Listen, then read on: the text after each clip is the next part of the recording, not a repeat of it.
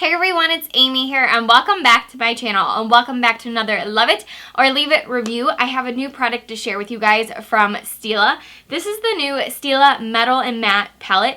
This is one of the 12 pan palettes from Stila. If you're familiar, they have probably about 4 or 5 of these maybe, including this one in this kind of shape and size and packaging for the most part. And at this point, nothing has really interested me in those palettes, and they've kind of been a little bit of hit and misses from the reviews, but this is the first time I saw the palette, and I was interested in the color scheme and the fact that it had a good amount of mattes and metals. It was a combination of both, so you could create multiple looks, so that's why I ended up picking up this palette. Here's what it looks like up close. And it's also colors that I would really enjoy. A lot of neutrals and gold tones with some darker bronzier shades down here. So that's why I went ahead and finally picked up one of these palettes since I was the most interested in these colors finally. So let me go ahead and tell you a little bit of information about the palette, what it costs, where you can purchase it from.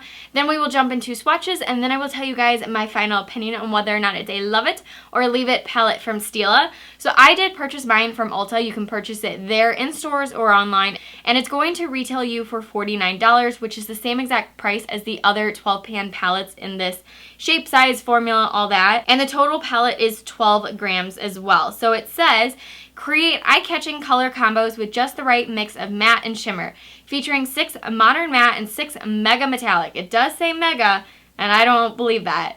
6 mega metallic shades in a range of pink, rose golds, cool tone pewters, and golden bronzes. That's what drew me in, is that the rose gold, the pewters, and like the cool tones in this palette. Ugh, cool tones and pewters are like totally my thing. The actual swatch with your finger is so much better than the actual brush swatches. And even with the brush swatches, I was having more pressure and more control on my arm sitting like right in front of me downwards than it is applying it to your eye. Definitely you don't go as hard on your eye, so it doesn't translate as well to the eye. They are much more pigmented in the pan overall than once they are on your eyelid. So as far as the matte shades go, I do think the matte shades have a dry formula in general. Stila tends to have drier powder formulas. There's not a ton of kick up, but they are powdery and they are dry. So the good thing is there's not a ton of kick up in the pan, but they don't have like a creamy dense formula like a Lorac Pro formula, if that makes sense. That's why I think they're a little bit more powdery than other brands are. But there's not a ton of kick up. I think the matte shades in here do go onto the eyelid nicely, but you have to really, really build them up if you want to get a ton of pigmentation or if you want to really deepen it up. I think what the palette is missing the most out of in here is some darker matte shades. They did 3 really, really light shades up here that are not going to suit everyone's skin tone, as well as the fact that I don't think the majority of people need 3 of these kind of fleshy toned colors that to me are more for highlighting underneath the brow bone or setting your eyes after a primer or just setting your eyes in general so that everything blends better. I feel like that's what these 3 on the top are for, so you don't really need 3 of those. I think you really could have just done with 1 in this palette. These 3 right here are nice. They're like a mid-tone, what I would consider using as a transition shade.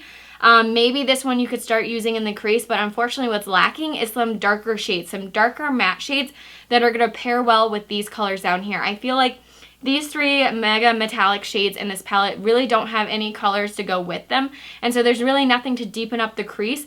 So I find that when I apply these to the lid, they kind of just look muted and just sit there, and there's not a whole lot of blending and there's not a whole lot of dimension or depth, and so it just kind of looks bland on the eyes. So I definitely think they are lacking some darker shades in this palette to give some depth and dimension to these shades down here. Even these shades, these to me are more of your mid-tone transition shades. Nothing too deep that's going to go in the crease or in the outer V.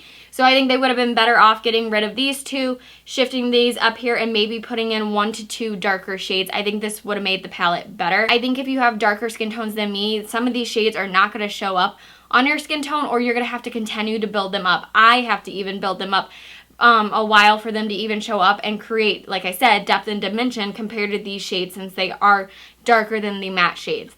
Now, as far as the metallic shades go, the ones that are darker in the palette are better than the lighter shades right here. Unfortunately, the lighter shades were the ones I was the most excited about, like this shade right here.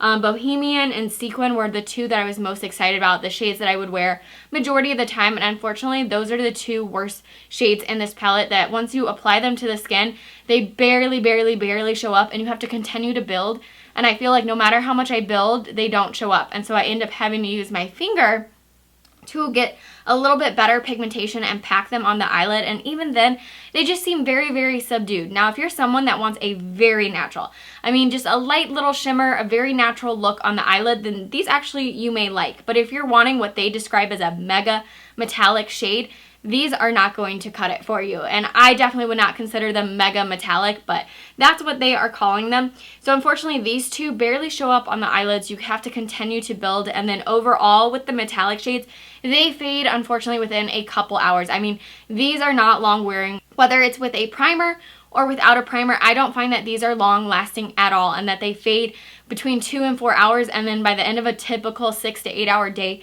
they're almost completely gone and you have barely any shimmer on your eyelid whatsoever. So overall, I don't think the metallic shades are that great compared to other competitors. You know, the Tartelette and Bloom palette has a mix of metallic and matte. Both of those are really great and pigmented and long wearing. You've got Lorac Pro formulas that have a mix, again, of both foiled metallic shades and matte. Both are great. Whereas I find that the metallic shades in here are really disappointing.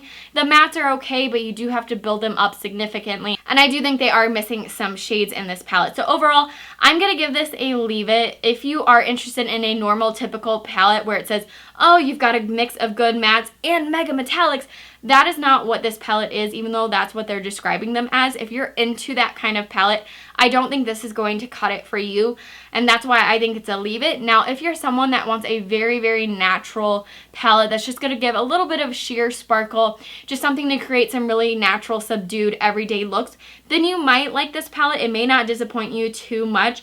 You definitely wear a really good primer with it if you want to get some more wear time out of these metallic shades. But I still, even then at that point, if you're that person, I would not spend $49 on 12 eyeshadows when 6 of them really aren't that fantastic. So if you're into that kind of look, I would only buy this palette when it goes on sale, usually during the 21 days of Ulta sale that they do once or twice a year. Usually, for some reason, these 12 pan palettes from Stila are always on that list for about half the price, usually around $22, $26, something like that.